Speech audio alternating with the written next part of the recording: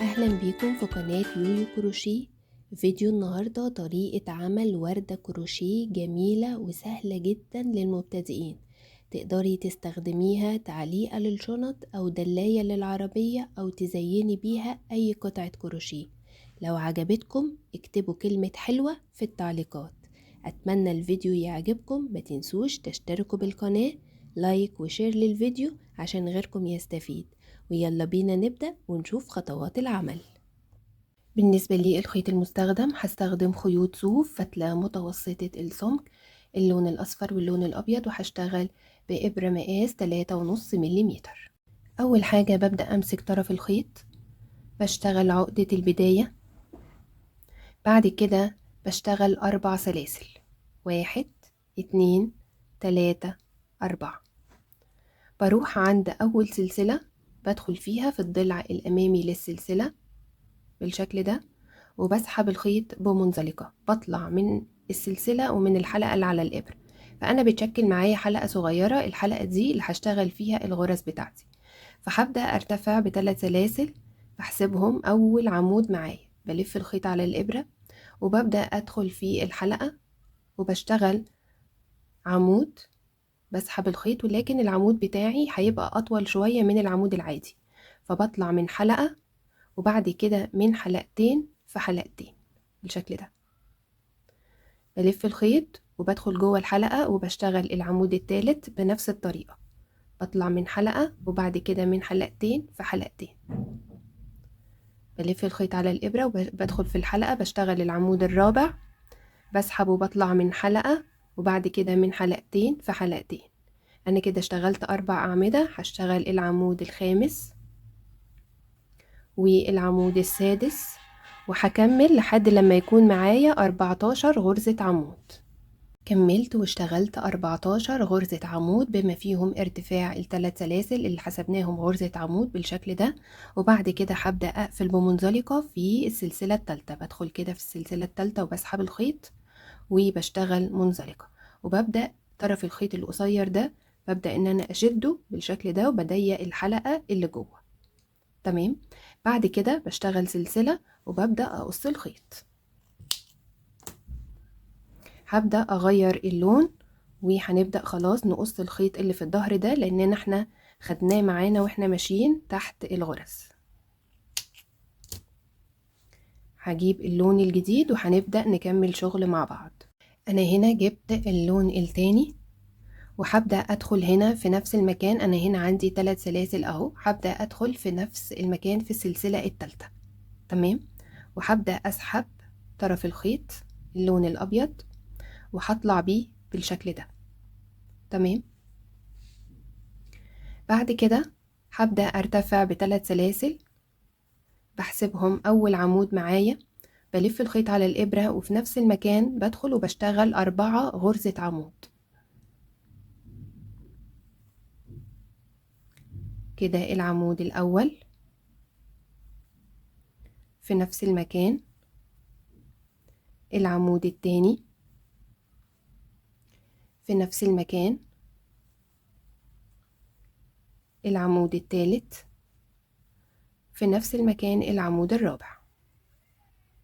يبقى أنا كده اشتغلت 4 عمود بالإضافة لل3 سلاسل اللي في البداية، يبقى كده 5 غرزة عمود. بعد ما اشتغلت ال5 غرزة عمود هبدأ أشتغل سلسلة 2 3. تمام. وهبدأ أشيل الإبرة بتاعتي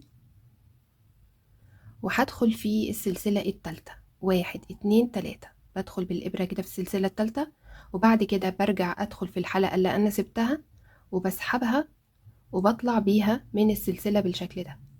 تمام. بعد كده بدخل مباشرة جوه الحلقة وببدأ أشتغل غرزة حشو.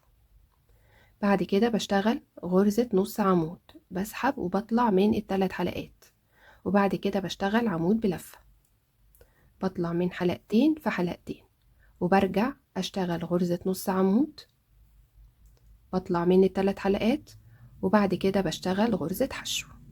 وهتكون دي كده أول بتلة معانا. تمام.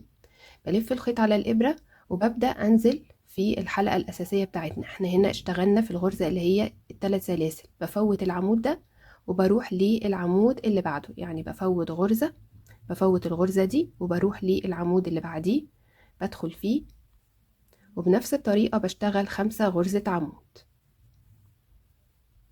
العمود الأول،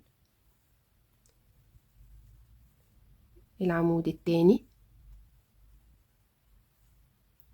في نفس المكان العمود التالت،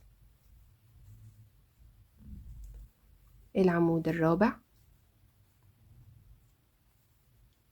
والعمود الخامس بالشكل ده.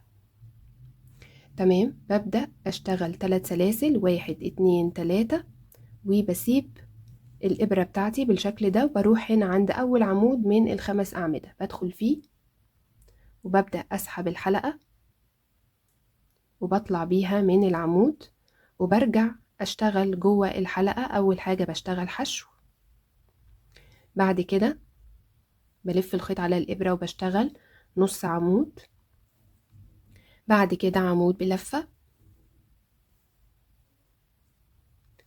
بعد كده نص عمود وغرزة حشو بالشكل ده. وببدأ أكرر الشغل بتاعي بنفس الطريقة، مباشرة بلف الخيط على الإبرة وببدأ أفوت غرزة وبدخل في اللي بعدها مباشرة، وبشتغل 5 غرزة عمود بلفة. كده العمود الأول، في نفس المكان العمود التاني، العمود التالت والرابع والخامس، بعد كده 3 سلاسل، وبشيل الإبرة بتاعتي وبروح هنا عند أول عمود بدخل فيه، وبسحب الحلقة وبطلع بيها من غرزة العمود. بعد كده ببدأ أدخل أشتغل جوه الحلقة دي. أول حاجة بشتغل غرزة حشو، بعد كده نص عمود، بعد كده عمود بلفة، نص عمود وغرزة حشو بالشكل ده.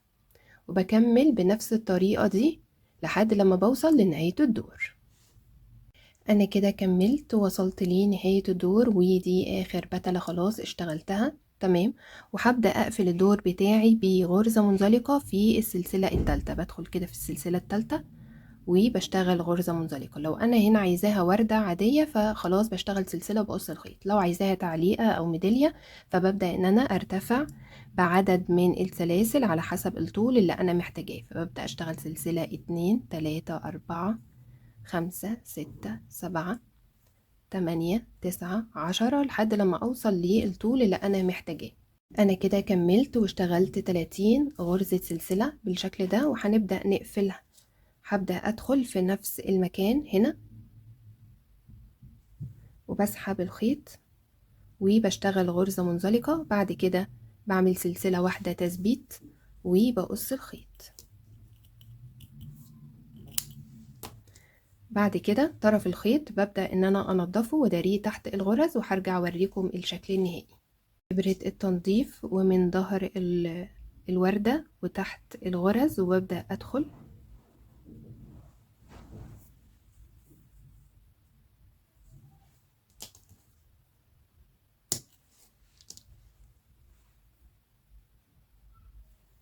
بعد ما انتهينا من عمل السلسلة هنبدأ بالإبرة كده نرفع بتلات الوردة بحيث ان يديها شكل أجمل ويبان الغرزة بتاعتنا بشكل مظبوط.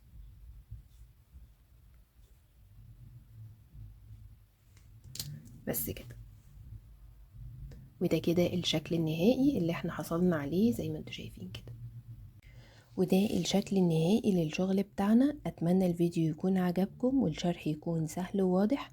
ودلوقتي هتظهر قدامكم على الشاشة مجموعة وردات من الكروشيه، بشجعك تضغطي عليها وتاخدي افكار تانية. بشكركم جدا جدا، والى اللقاء في فيديو جديد.